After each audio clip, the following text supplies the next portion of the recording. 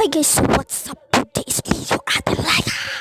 So ngayon na ako naka-update dahil hindi ko na na-open yung aking isang account dahil na-restart yung ano ko kaya gumawa na lang ako ng isang pang-account.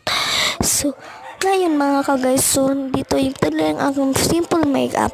So pwede po ba i-subscribe nyo muna po ako at ito po yung aking video. So, subscribe po muna ako bago po ano-ano dyan. Sige na po. Please lang naman. I-subscribe nyo na at i-follow nyo nga ako doon sa akong TikTok account.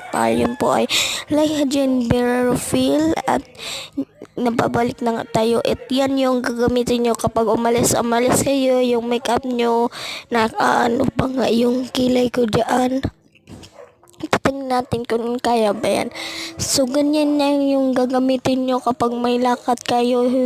Kung kahit saan kayo maglakad. So,